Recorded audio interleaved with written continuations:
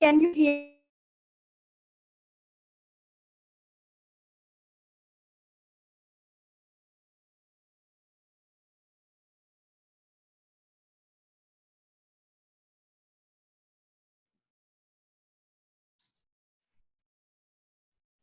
Hello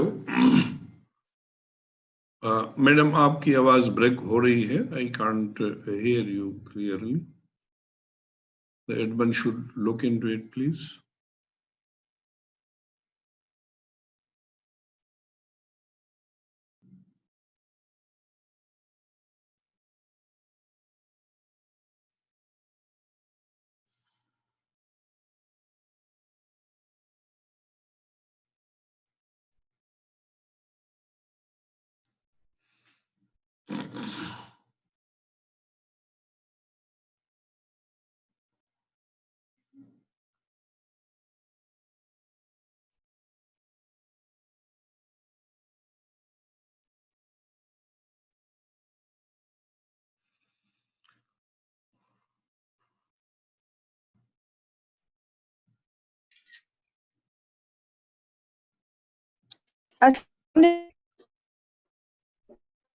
madam, can you hear me?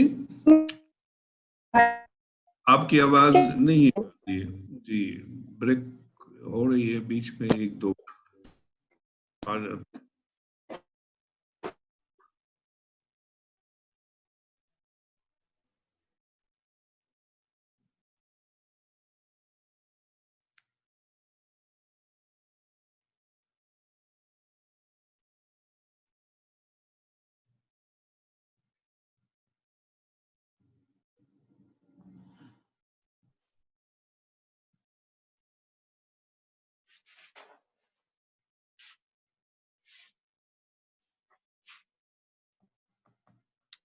अस्सलाम वालेकुम. वालेकुम अस्सलाम. जाहिद इकबाल साहब, आपकी आवाज आ रही है क्लियर. सर यही मैं कंफर्म करना चाहता था कि ये कहीं इसमें तो इशू नहीं है. मैं मैम से भी फोन पर रब्ता करता हूँ इंशाल्लाह. हाँ, उनसे कर लें. प्रोबेबली उनके एंड पे है कुछ प्रॉब्लम. मेरी आवाज आपको क्लियर आ रही है? सर बिल्कुल क्लियर है, और आप मतलब ऑडियो वीडियो दोनों बहुत क्लियर है माशाल्लाह. राइट. सर मेरा ख्याल है कि आप अपनी स्क्रीन शेयर कर लें अब. राइट.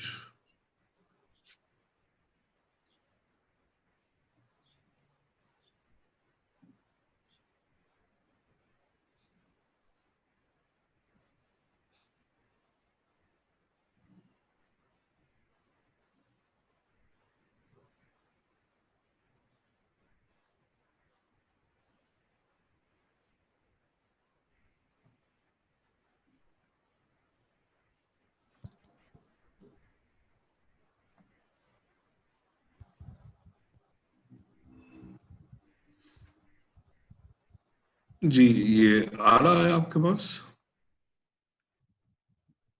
जी सर, आपकी स्क्रीन विजिबल हो चुकी है. आप शुरू कर सकते हैं. अपनी प्रेजेंटेशन कर दीजिए. Right.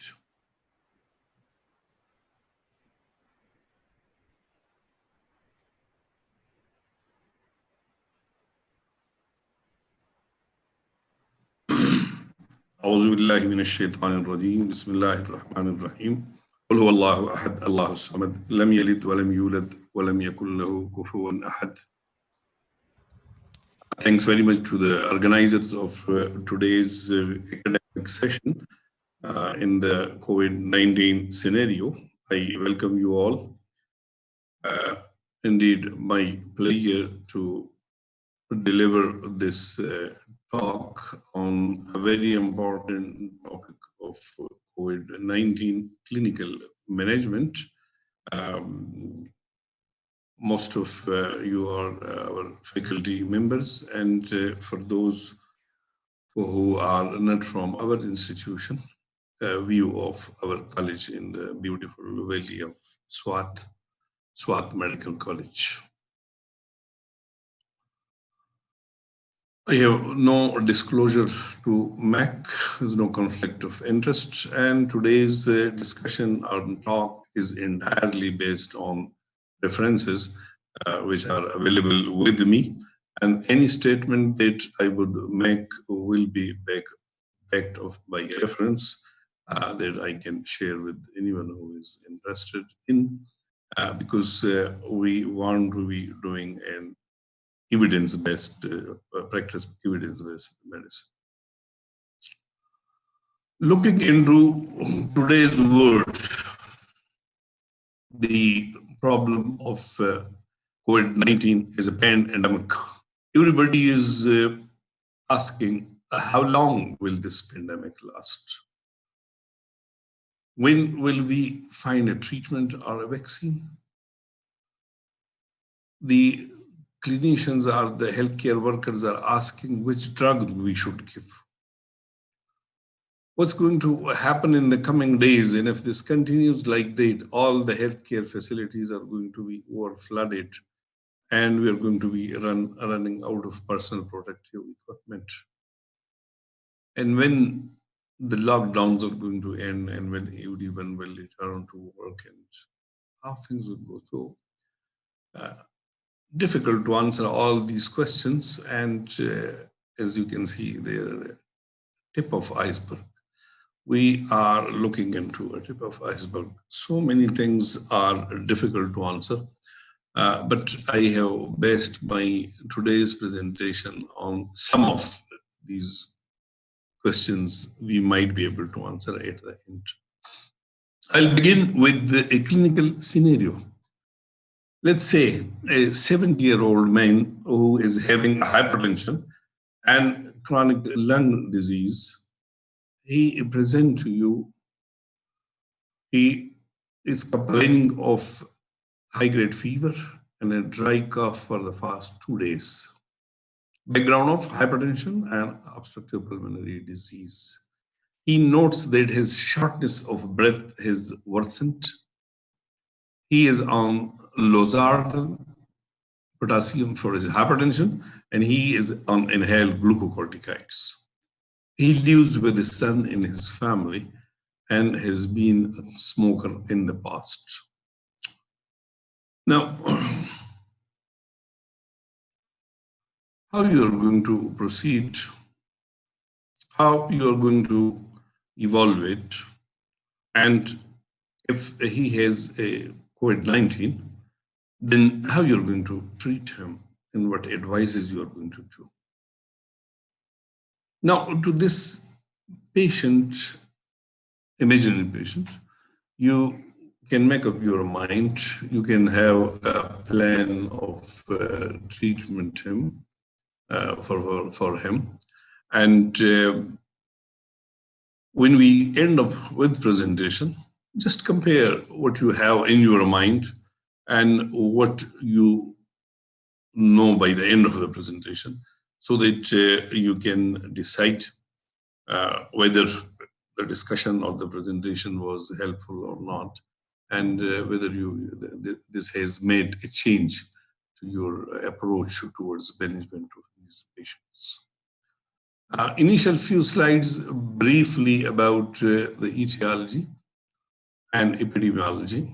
As we all know now, मेरे ख्याल में बच्चों को भी पता लग गया है ये जो वायरस है और इसका जो डायग्राम है तो टीवी पर भी आता रहता है और everywhere people are looking into it. ये spiky projection, this novel coronavirus, COVID-19 is the disease.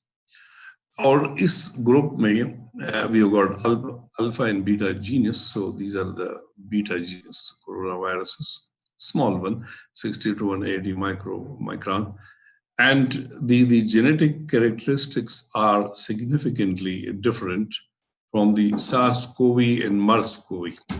It shares more than 85% homology with SARS-like coronavirus. The COVID-19 can be detected in the human epithelial cells for about 96 hours in vitro. So they just tell us we have in vitro, it can last in the human cells for 96 hours.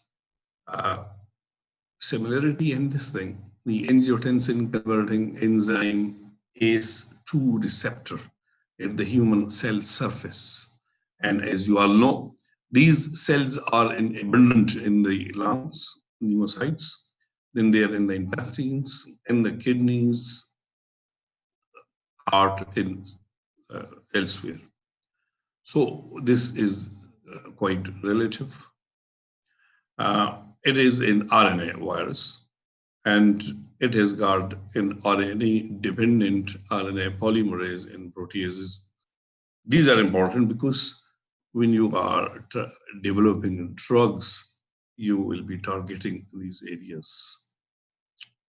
Source of infection, again, I'll be briefly talking about symptomatic or asymptomatic. Route of transmission, respiratory droplets, close contacts.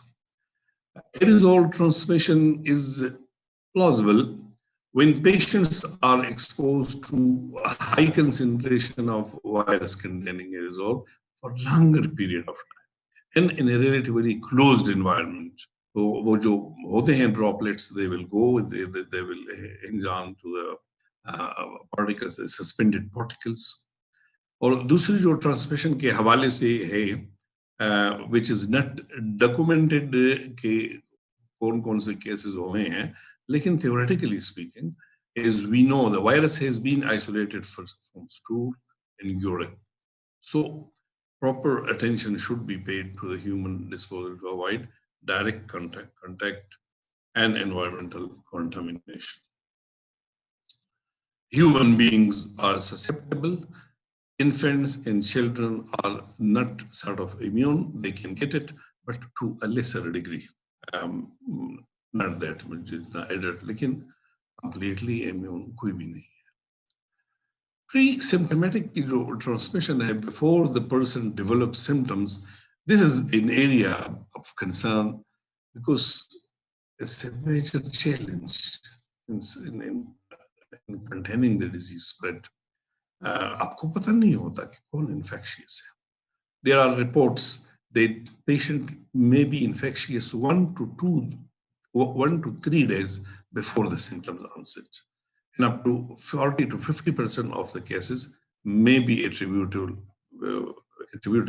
to this form of transmission. So this is something to worry about. But again, we don't know the exact magnitude. इतना है या इससे कम है. Just before or soon after symptoms onset, patients have high nasopharyngeal viral load, and then it gradually fall over the course of a week or second, third week तक काफी कम हो जाता है viral. लेकिन those with severe disease, आगे मैं भी ये दिखाऊंगा कुछ डेटा की मदद से, those with severe disease, they continue to shed the virus for a longer period of time. In exact duration जो हमारा है infectious viral shedding, it's unclear.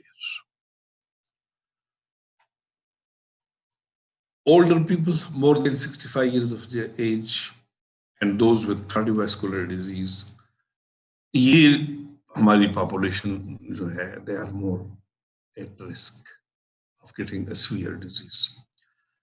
इसके अलावा those having comorbidities, chronic lung disease, hypertension, diabetes और obesity, well documented. थोड़ा सा आगे मैं डेटा बताऊंगा, लेकिन लोग अपनी तरफ से और चीजें भी ऐड कर लेते हैं. तो और चीजें ऐसी नहीं हैं. They will be talking about kidney diseases, immunosuppression in general, cancer, HIV infection. कि ये लोग भी ज्यादा susceptible है. They may be, but we don't have data at the moment.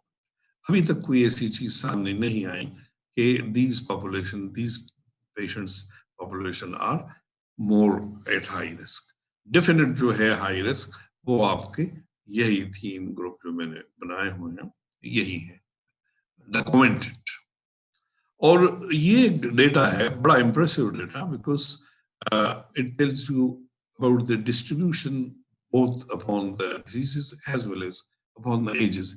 जो hospitalized patient थे और थोड़े नहीं है, this is in 99 countries in 14 states from March 1 to 30. तो इन patients में आप देखें brown color younger age, blue middle age 50 to 64 years, and this is beyond 65 years. So hypertension, obesity, chronic lung disease, diabetes, cardiovascular, इनकी distribution आप देख रहे हैं. Interestingly, when I was looking into it, in younger population, diabetes stands tall among the risk factor. Obesity stands tall among the younger population. तो obesity बड़ी ही एक important factor है. Similarly, hypertension को आप देख लें, younger population इधर old age population में बड़ा important risk factor है. More than 65 years of age में ये बड़ा important. Clinical features more or less we all know it now: fever, dry cough, fatigue, then nasal obstruction, sore throat, myalgia, like any other flu. These are the hallmark. And as the disease progresses, about a week time, our patient present to you lately, फिर वो dyspnea की बात करेगा, and hypoxemia again इसको थोड़ा आगे explain करेंगे, and people may develop acute respiratory distress syndrome. They may come with shock, metabolic acidosis, coagulation dysfunction, and multiple organ failures. Notably, some severe patients may present with mild to moderate fever in their only presented with mild to moderate fever in their entire course of disease, and some even didn't show fever at all. Atypical symptoms को आप देखें, some children in newborn they presented with atypical symptoms: vomiting, diarrhea, gastrointestinal, drowsiness, shortness of breath, non-specific बच्चों में जिस तरह होती है. Other with the low-grade fever and slight fatigue without any obvious pneumonia. Lately, loss or alteration of smell and taste भी इसमें शामिल किया गया है. ये symptoms भी आए. और individual case report आ रहे हैं. कल मैंने एक letter देखा somewhere, case report of acute pancreatitis. There was a series of 3 patients who presented with acute pancreatitis, and they turned out to be, no other cause was found. Similarly, Kawasaki disease presentation. तो बहुत सारे different atypical presentations आ रही हैं, apart from classical presentation. और ये slide इसलिए जरूरी है कि आप देखें कि fever is very important. 98% without fever आप इसको नहीं कर सकते. Cough, it's mainly fever, cough, body pains and aches. इन तीनों को हम बड़ी importance देते हैं. It is typically dry cough, लेकिन expectoration हो सकती है 28% में, and then 3% diarrhea. Most patients have good prognosis, and only few patients are critically ill. The prognosis for elder in those with chronic comorbidities is worse. The clinical course of COVID-19 pneumonia in pregnant women is similar to that of the same age group. उनमें कोई increased mortality नहीं है. जैसे शुरू में मैंने बताया, each of these statements is accompanied by reference. The severity of symptoms in children, जैसे पहले बताया, mild, moderate to severe disease, they may have dyspnea, but the important thing is the oxygen saturation. when it falls below 95%, you label them gradually worsening patients. So you put your patients in the category of moderate to severe, and you consider them for hospitalization when they have comorbidities or they are having more tachypnea. Respiratory rate is more than 30 breaths per minute. और ये oxygen situation की जो मैंने बात की less than 93%, or the PO2 to FiO2 ratio is less than 300 on your blood gases, and lung infiltrates, more than 50% of the lung field is involved within 24 to 48 hours. You do a repeat chest X-ray or a CT scan, and you get more infiltrates. So these are the indicators where you will decide that now you need to admit your patients. Otherwise, those presenting with just those initial symptoms, you will watch them. We will discuss that further in the management section. You're going to test laboratory, you're going to perform laboratory testing. Complete blood profile, blood count is essential, and a metabolic profile consisting of blood urea, nitrogen, creatinine, liver enzymes, they may be increased in B range. LDH is important. Muscles enzymes in myoglobin, C-reactive protein, and ESR should be done. They are usually normal initially, and similarly, procalcitonin, but I'll explain you the importance of these subsequently. D-dimers are very important, and they increases typically towards the second week in the more severe patients, the patients with severe disease. Similarly, peripheral blood lymphocytes, lymphopenia is important. So this decreases, and you have to keep an eye on it.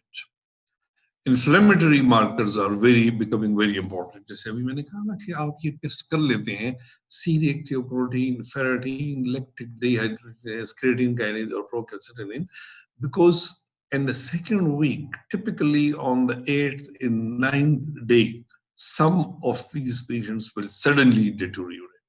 जिसको अब inflammatory storm कहा जा रहा है, cytokine storm कहा जा रहा है. So these markers that I mentioned, if you have the facility for that and you follow your patient with it, you can find out who are the patients who are going to develop it. We don't know exactly फिलहाल कि इसकी कितनी importance है, लेकिन इस data को अगर आप देखें, I have found this slide very useful.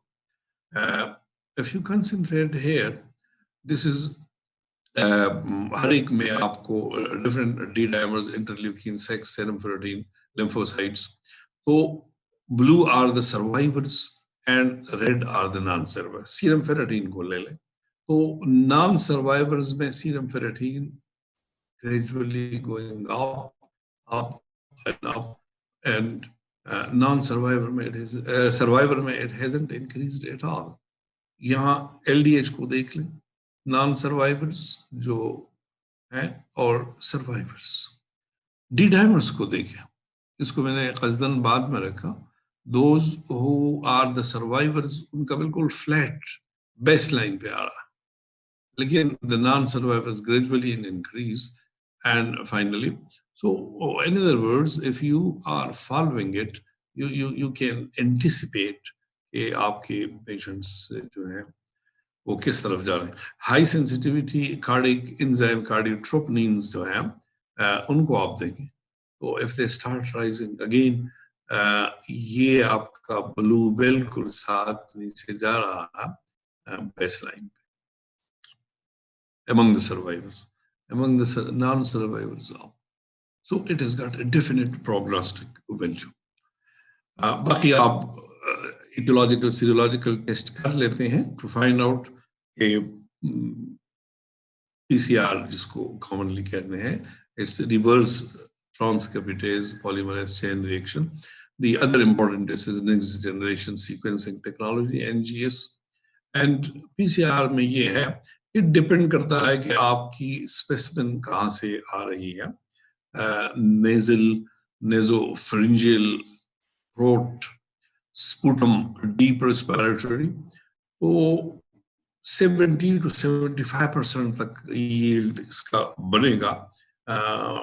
जितना आप नीचे जाएंगे the better, 80%, 90%. So remember, there is an area of false negative there, and that's why you always do 2 tests. अगर एक negative आ गया in symptomatic individual, तो आप फिर एक और टेस्ट भी कर लेते हैं 2-3 दिन बाद.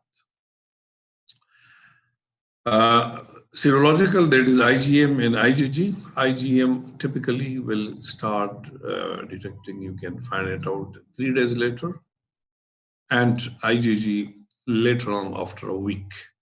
And in the 2nd and 3rd week, there is a fairly sharp rise in the IgG.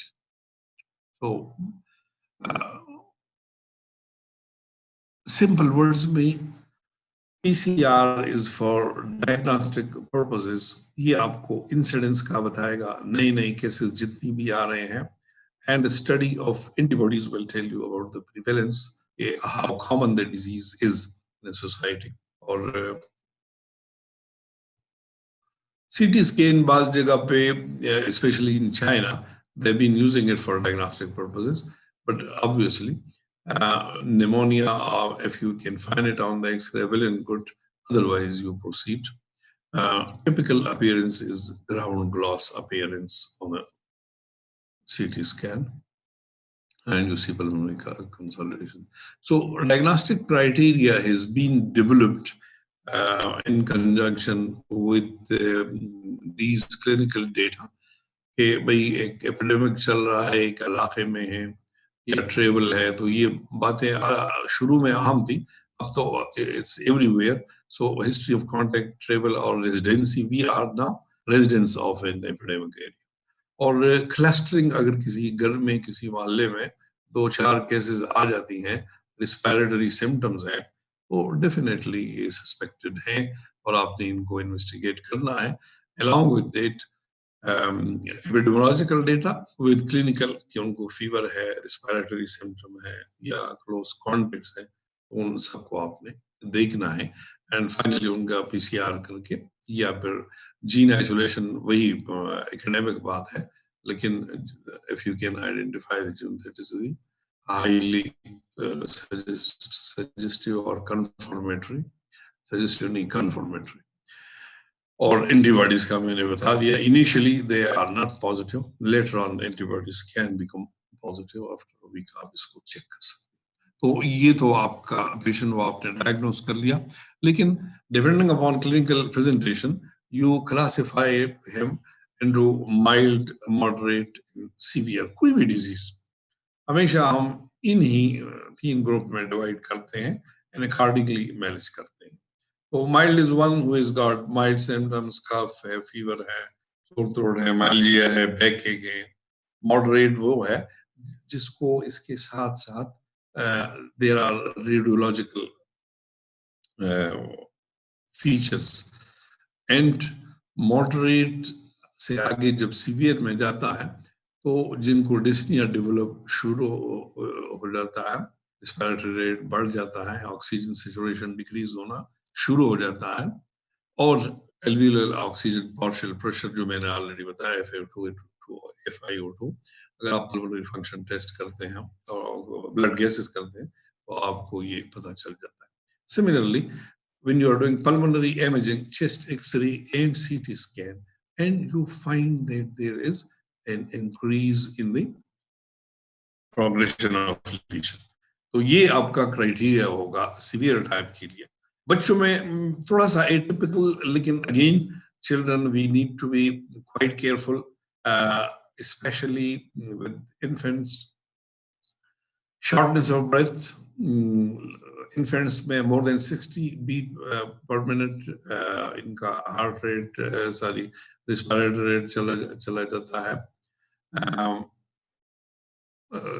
Respiratory rate more than 60 per minute.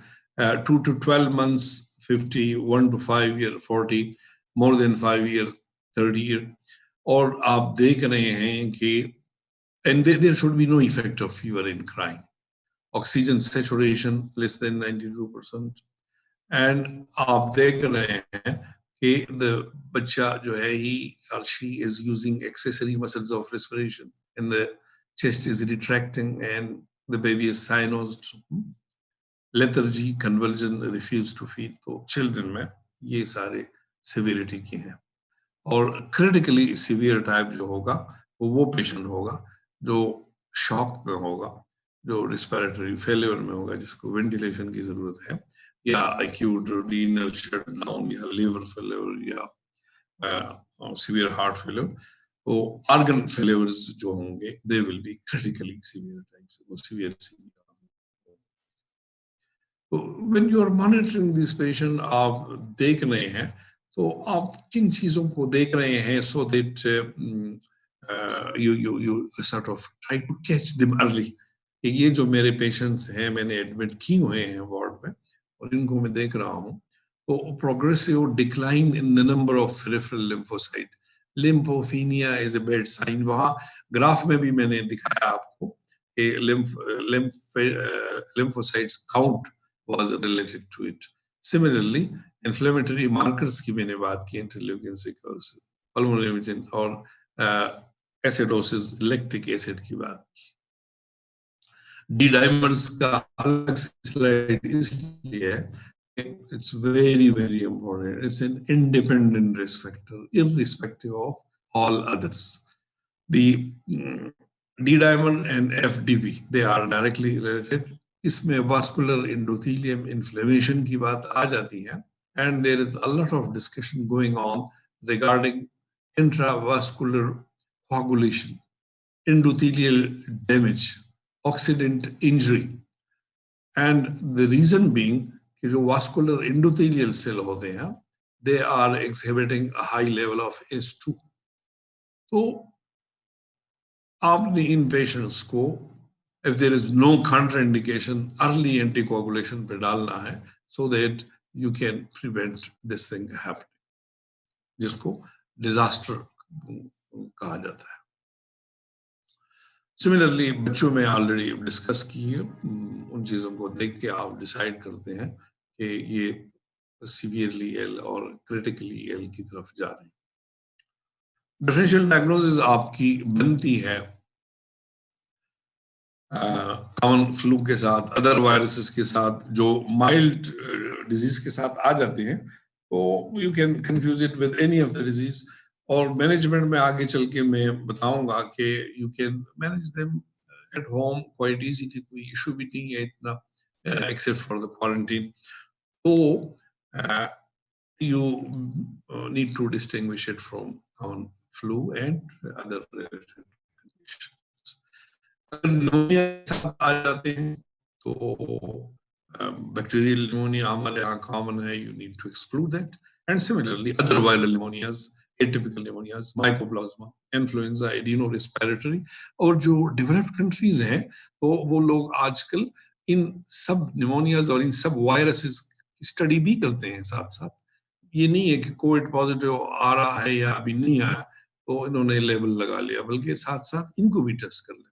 They want to find out. उनकी रैपिड एंटीजन डिटेक्शन भी होती है और you can do multiple PCR for the common respiratory pathogen. So you need to distinguish के. Similarly infection के अलावा भी vasculitis, dermatomyositis वगैरह, ये है आपके मेन डिफरेंशियल डायग्नोसिस. तो once you identify a suspected case, आपके पास पेशेंट आ गया, जैसे केस सिनेरियो शुरू में मैंने डाला था, you isolate the suspected person immediately in a solitary cell. आपने उसको बताना है, घर वालों को बताना है, और इन द मीन टाइम या वही अपने क्लिनिक से यू वांट टू इंश्योर कि इसको आप डायरेक्टली ट्रांसपोर्ट करें हॉस्पिटल में. एक्सपर्ट के पास अगर आप खुद नहीं डील करना चाहते, if you are the expert sitting there in the hospital, you with all the PPEs और आप ठीक ठाक उसको मैनेज कर रहे हैं, तो you need to arrange for the protocol के मुताबिक उसकी टेस्ट लेनी है, और अगर आपके पास नहीं है तो you need to transfer him to the pre-designated hospital. So that is how you will proceed. एक पेशेंट है जिसमें मिनिमल सिम्टम्स हैं, कोई ज्यादा और इशू नहीं है, या कुछ सिम्टम्स आगे बढ़ रहे हैं, लेकिन he has got 2 negative consecutive tests with at least 24-hour interval apart, और फिर आप अगर उसको 2-4 दिन हो गए हैं, 8-10 दिन, आपने एंटीबॉडीज भी टेस्ट कर ली after 7 days from the answer, वो भी नेगेटिव है, तो आप रूल आउट कर सकते हैं कि हाँ, अगर इसके 2 PCR नेगेटिव हैं, इसकी एंटीबॉडीज भी नेगेटिव है, तो only then you can label him कि इसको कोविड-19 नहीं है. Now, how you are going to manage these patients? Again, from the management point of view, I hope कि time तकरीबन आधा घंटा हो गया है. इंशाल्लाह in the next 10-15 minutes में मैं इसको कवर कर लूँगा. That's the natural course of the disease. Phase 1 जो आपके first week है, 7-8 days. I look into COVID much like dengue fever. उसमें होता है ना dengue hemorrhagic fever और dengue fever, और second week आपका critical हो जाता है, और सब patient critical नहीं होते. तो बिल्कुल इसी तरह COVID में भी phase 1 में infection symptoms 7-8, typically at 8 and 9 days when they enter into phase 2, so people will start recovering, बड़े ठीक ठाक हो जाते हैं 80%, और 20 या बाज डेटा में 15%, they will be the one who will need continued hospitalization, who will enter with high dependency units, and who will enter on ventilator. And among these 20% patients, something like 70 to 80% patients out of them, hospitalized patients, ICU patient, जो ventilator पे गए हैं, उनमें almost 80-85% mortality बन जाती है. तो how you are going to monitor them and see them कि भाई क्या हो रहा है. 2-3 चीजें आपने देखनी है जो तकरीबन अभी तक हमने डिस्कस किया already. Age, lymphocyte count, oxygen inhalation और saturation और CT स्कैन, ये चीजें आपने देखनी है. ये आपके अर्ली वार्निंग साइंस बनेंगे, और depending upon finding in this आप अपनी पेशेंट पॉपुलेशन को लो रिस्क और हाई रिस्क में रखेंगे, और इनके दोनों को मॉनिटर करना देखना है. लेकिन लो रिस्क को आप दिन में 1-2 दफा देख लें, हाई रिस्क को आपने हाई डिपेंडेंसी यूनिट में रखना है, और इनकी कंटिन्यूअसली आपने देखना है. तो ये 3 चीजें आपने देखनी है. ऑक्सीजन सैचुरेशन 93% से कम नहीं होना चाहिए, रिस्पिरेटरी 30 से नहीं बढ़ना चाहिए, हार्ट रेट 120 से नहीं. अगर ये चीजें बढ़ रही हैं, तो your patient is worsening, and from moderate he is developing on to severe. ये कुछ डेटा है, again interesting because it's from survivors in non survivors.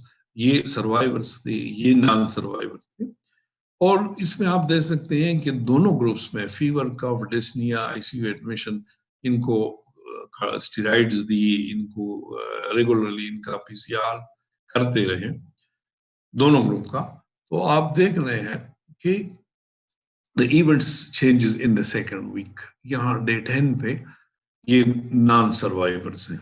Sepsis, ARDS, ICU admission, ventilation, ये रिकवर हो गए आपके. लेकिन those who develop acute cardiac injury, acute kidney injury, secondary infection, complications, organ failure, तो ये है नॉन सर्वाइवर्स. तो आप देख सकते हैं कि that is how they go. Survivors had the lowest lymphocyte count on the 7th day and then improved. लेकिन virus remains positive in both groups. ये आप देख रहे हैं पीसीआर इनका पॉजिटिव आ रहा है. तो that's why they are thinking now कि पीसीआर परसिस्टेंस जो है is associated with back prognostic value, और अगेन आपने इसको टारगेट करना है. तो depending upon all this you categorize your patient. जो आपके माइल्ड सिम्टम्स हैं वो तो घर चले गए, और सिम्टोमेटिक ट्रीटमेंट, और उनको आपने बताना है कि अब वापस आना है और क्या करना है. whereas the admitted patient जो आपके हैं उनमें अभी कुछ सस्पेक्ट है, कुछ कंफर्म है, सस्पेक्ट का अभी टेस्ट पॉजिटिव नहीं आया, तो they should be isolated in a single room, remember. Whereas confirmed cases, yes, you can put them in multiple. Whereas critically severe patient, they should go to the ICU directly. तो general treatment, bed rest is very important, जो आप घर जो भेज रहे हैं उनको भी बता रहे हैं, और water electrolyte balance, vital sign, oxygen saturation monitor, और जो एडमिट कर लेते हैं आप तो उनको आप मॉनिटर करते हैं, ब्लड रूटीन, यूरिन, सीआरपी, जो अर्लियर हमने जितनी चीजें डिस्कस की ये आप देखते हैं, और अगर आपके पास है साइटोकाइन टेस्ट तो आप बेशक वो भी चेक करते हैं. Very, very important is effective oxygen therapy. It's really the hallmark. Patient जिसके थोड़ा कंप्लेन कर रहा होगा, बल्कि न भी कर रहा होगा, आप उसकी सिचुएशन देख लें and it will be low. It's an extremely important thing in patient में कि they have got hypoxemia. और ये एक डेटा मैंने यहाँ पे डाला हुआ है because this is Chinese data. कि 3 चीजें हैं कि अगर आप इनको अर्ली कर लेते हैं तो they can actually prevent mechanical ventilation, इनको जरूरत नहीं होती, and they can reverse.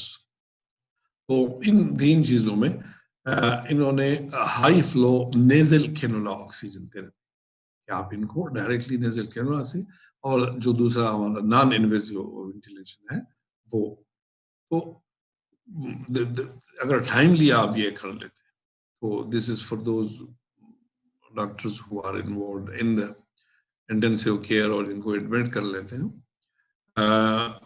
Proper fluid management and prone ventilation. तो ये डेटा इन्होंने निकाला है कि ये 3 पॉइंट्स, ये बड़ा लंबा चौड़ा इनका है डेटा, उसमें से ये निकाला है. ये 3 पॉइंट्स जो हैं दे आर वेरी इंपॉर्टेंट, और इसको अगर आप टाइम पे कर सकते. ड्रग्स की मैं थोड़ी सी बात करूंगा. We had a very interesting discussion about a week 10 days back from professor Zahid Iqbal regarding drugs. तो मैं ड्रग्स के हवाले से थोड़ा ट्रायल्स के हवाले से बात करूंगा. चाइनीज डेटा जो है वो उनके आर्मामेंटेरियम में उन्होंने यही ड्रग्स यूज किए, और डिफरेंट स्टडीज इसके सामने आई हैं. अल्फा इंटरफेरॉन की, लोपेनाविर, रिटोनाविर की, रेबाविरिन की, क्लोरोक्विन, एविडॉल, और थोड़ा सा मैं इसको 1 by 1 एक्सप्लेन कर लेता हूँ. और करंटली जो हमारा यूएसए डेटा है, इन सबको मिला के एंड में थोड़ा रिकमेंडेशन बना लेते हैं, इसके ऊपर डिस्कस कर लेते हैं. सबसे बर्निंग या इम्पोर्टेंट जो है hydroxy chloroquine with or without azithromycin. So whatever we have at the moment, in the next 2 or 3 slides I'm going to summarize it. लेकिन मैं ये कहूँगा कि we have got quite conflicting results. On one hand, we have got patients, we have got trials which are showing good results. There are other which are showing negative results. So at the moment, जो position है वो ये है कि number 1, we know कि it block the endosomal transport. तो in vitro activity है, और ये मैंने रेफरेंस भी डाला हुआ है, ये पब्लिश डेटा है चाइनीज के, बड़ी अच्छी एक्टिविटी है in vitro. Anti inflammatory effect hydroxychloroquine का कोई नहीं है जैसा बाद लोगों का ख्याल है, लेकिन ये नहीं है.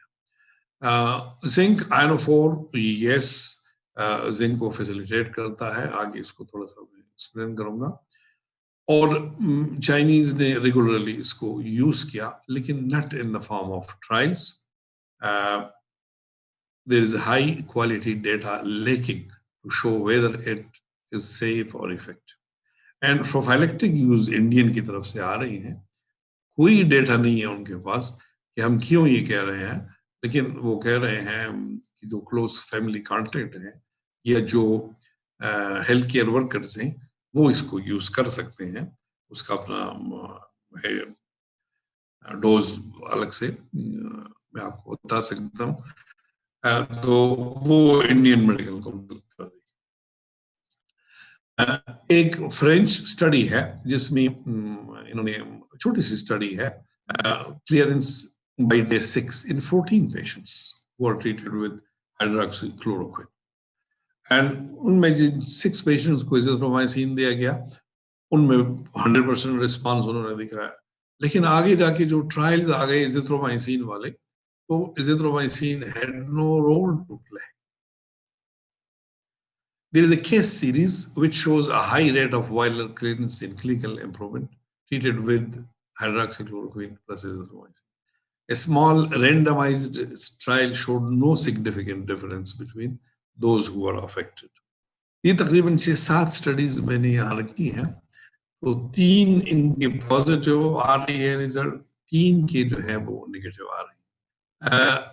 Results from additional studies are currently available as non-peer reviewed preprints. ये आप देखिए, non-peer reviewed और preprints, तो बड़े अच्छे खासी criticism उनके ऊपर है, and they are showing severe side effects and increased mortality.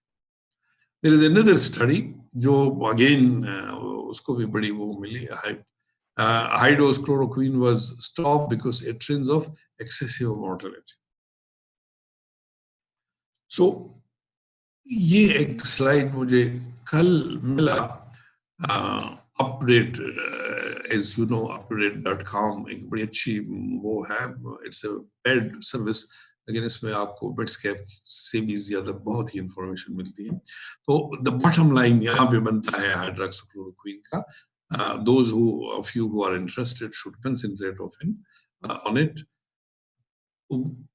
Up to date recommends not using it routinely given the lack of clear benefit from the limited data and potential for toxicity. A reasonable option is carefully selected hospitalized patient with are at risk of severe disease, who have no access to clinical trials and who have got no underlying risk factor for QTc prolongation and who can be monitored for adverse reaction. And that is the dose 400 mg BD for 2 days and 400 mg OD for next 5 days. तो इसको हम base बना सकते हैं अगर हम में से कोई इसको यूज करना चाहता है, different school of thought. Remdesivir आजकल प्रेस में आपने इसका अच्छा खासा सुना होगा, अमेरिकन ने इसको सन इन लॉ ड्रग का नाम दिया हुआ है because the son in law of Trump has got a very good share in Gillette, इसकी जो कंपनी है। It is an inhibitor of RNA-dependent RNA polymerase और in vitro activity और in vivo activity इसकी confirm है। SARS-CoV-2 में भी इसको बड़ा यूज किया गया और compassionate use recent इसके 2-3 trials आए, trials नहीं compassionate use का data आया which showed कि it is helpful। लेकिन सबसे जो promising results आए हैं वो भी अप टू डेट ये अपने पब्लिश हो गए थे और एवरीवेयर। लैंसेट में ये स्टडी आई है और इनफैक्ट ये इनका ख्याल था कि ये लंबी स्टडी बनेगी, लेकिन इन्होंने प्री मैच्योरली पर स्टॉप कर ली। ये जो आखिरी स्टडी मैंने यहाँ पे दी हुई है ACTT, जिसमें 1000 पेशेंट्स हैं, 1000 प्लस पेशेंट्स हैं, and they have to stop it early because the endpoints were clearly reached. Control group में 15 days versus trial group 11 days और mortality 11.6 versus 8, तो 3% यहाँ पर reduced mortality। तो immediately FDA ने उसको approve कर लिया है कि इसको आप अपने patients में use कर सकते हैं और अभी उसके मजीद ट्रायल्स भी वो लोग कर रहे हैं। लुपिनाविर, रेटाइनोविर एंटीवायरल ड्रग्स हैं, HIV के लिए यूज हो रहे हैं, प्रोटीएज इनहिबिटर, एंड इसकी भी 2 ट्रायल्स जो हैं वो सजेस्टिव हैं, लेकिन एक ओपन लेवल ट्रायल है इन्वॉल्विंग 199 पेशेंट, उसमें कोई क्लियर रिजल्ट्स नहीं आई, so they have now proposed more trials. तो जो सबसे बड़ा ट्रायल इस वक्त हो रहा है रिकवरी ट्रायल के इन्होंने आर्म्स बनाए हुए हैं और ये बड़ा अच्छा है because once the data become available people will clearly know एक आर्म में क्लोरोक्वीन यूज हो रहा है, एक आर्म में रेमडेसिविर यूज हो रहा है, एक आर्म में लेपिनेविर यूज हो रहा है, कंट्रोल ग्रुप है साथ, स्टैंडर्ड ऑफ केयर सबको मिल रहा है। तो that is the biggest trial, और उसमें पाकिस्तान भी इन्वॉल्व है, as far as I know, बहुत सारे कंट्रीज उसमें इन्वॉल्व है। Immune modulation, because of the concerns for hyperinflammatory state, when there is you think immune system जो है उसकी गड़बड़ हो रही है, तो then you think about immune suppressant and immune modulation or treatment targeting immune system. तो steroids भी वहाँ पे आ जाते हैं, convalescent plasma भी आ जाता है, और lately anti-cytokine therapy. तो इसकी भी अपने ट्रायल शुरू हो गए हैं, as you know already.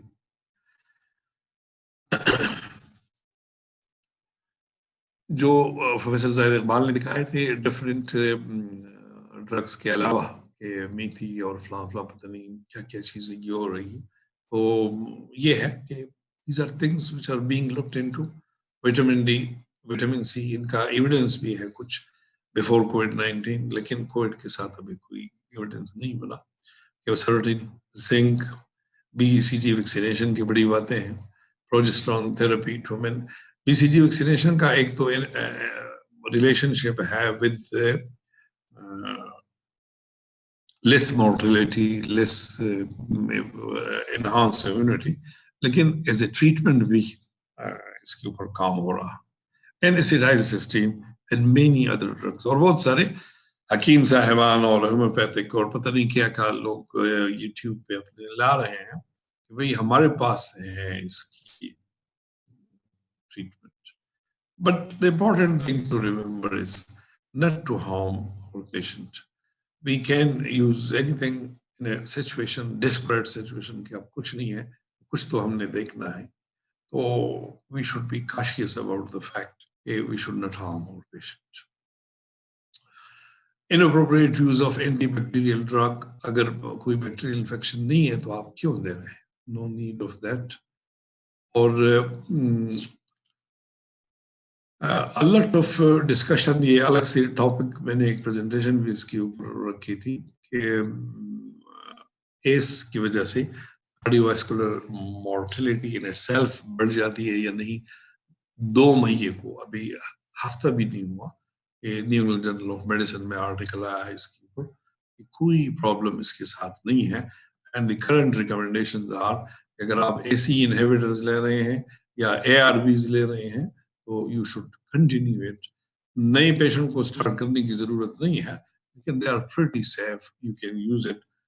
S2 की वजह से कोई इशू नहीं है। सिम रिपोर्ट्स सजेस्ट NSAIDs आप यूज ना करें, so it is better to avoid NSAIDs as compared to simple paracetamols. And similarly, the use of systemic or inhaled glucocorticoids should not be stopped in patients who are taking them for other indications. जैसे हमारा जो case scenario था, वो ले रहा था अपना glucocorticoids भी ले रहा था, लोजार्टिन भी ले रहा था। Oral anti-diabetic drugs, metformin, DPP4 और SGLT4.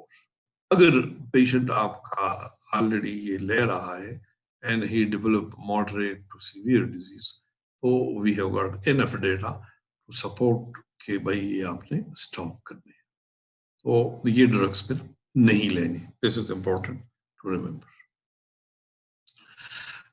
सीवियर या क्रिटिकली सीवियर केस जो है वो मेरे आज के डिस्कशन का वो नहीं है। इसमें मैं सिर्फ बस यही कहूँगा कि क्रिटिकल केयर आपने वो 3 चीजें कि इनको oxygen support, fluid management, prone position में, और अगर ये इम्प्रूव नहीं हो रहे हैं तो they go for ventilation which is specialised, और इसके अपने प्रोटोकॉल्स हैं। तो आपने ये पूरा इसको देना है, रिस्पिरेटरी सपोर्ट जो है वो आपने देना है इन्वेसिव मैकेनिकल वेंटिलेशन के साथ। ये थोड़ा सिक्रीशन ड्रेनेज का और प्रोन पोजीशन में रखने का वो है तरीका है। और एक नया एडवांस तरीका है extra corporeal membrane pulmonary oxygenation, एक होम डेवलप्ड कंट्रीज में हो रहा है, तो ये मैकेनिकल वेंटिलेशन से भी आगे यूज होता है, इसकी भी अपनी इंडिकेशंस है। बिसाइड दैट आपने सर्कुलेटरी सपोर्ट देना है, शॉक ट्रीट करना, फ्लूइड माइक्रो सर्कुलेशन इंप्रूव करनी है, वेजिव एक्टिव ड्रग देने हैं, और इसको मॉनिटर करना है कि ब्लड प्रेशर आ रहा है, हार्ट इंप्रूव हो रहा है, यूरिन आउटपुट ठीक ठाक बन रहा है, और फेरिफरीज वार्म्स हो रहे हैं, फीट वार्म हो रहा है, यूरिन वॉल्यूम बन रही है, तो योर पेशेंट इज इम्प्रूविंग। अगर रीनल फेलियर की तरफ जा रहा है तो आपने रीनल रिप्लेसमेंट थेरेपी देनी है ऑब्वियसली। इसके वही इंडिकेशन है जो नॉन कोविड में भी है, hyperkalaemia, acidosis, pulmonary oedema, so this is going to help. Similarly, the recovered patients plasma therapy, plasma collection का अपना प्रोटोकॉल है कि वो आपने किस तरह देना है, I will skip that. और जो हमारी अभी शुरू हो गया है इम्यून थेरेपी, तो इसके मुताबिक थोड़ा सा कहूँगा। एक तो टोसिलिजुमाब जो कि पावरफुल इम्यून मॉड्यूलेटर है, इंटरल्यूकिन 6 लेवल्स को देखते हुए आप देखते हैं, और इसका अपना प्रोटोकॉल है, लेकिन ऑब्वियसली वेरी एक्सपेंसिव और हमारे यहाँ नहीं है। तो प्लाज्मा थेरेपी एक मैंने बात की, रिकवर्ड पेशेंट से आप प्लाज्मा ले रहे हैं, यूज कर रहे हैं, और मिथाइल प्रेडनिसोलोन का रोल है heavy dose seriously ill patient में। We can discuss that in the discussion section, या जो भी पॉइंट सामने आ जाता है। 2 or 3 practical points for severe and critically severe children patients. Intravenous gamma globulin can be considered. Number 1, pregnant woman with severe or critically severe COVID-19 pneumonia, pregnancy termination, and C-section is the preferred choice. And of course, their psychological well-being, etc., they should be kept in mind. आपका patient ठीक ठाक improve हो जाता है, एपायरेक्सियल रहता है, respiratory symptoms नहीं होते, और उसका पीसीआर नेगेटिव हो जाता है, 2 नेगेटिव पीसीआर जो है ये इम्पोर्टेंट है, फिर आप उसको अलाउ कर सकते हैं कि आप घर जा सकते हैं, और घर जाने के मुताबिक भी for continuing 14 days wearing a mask, washing hands,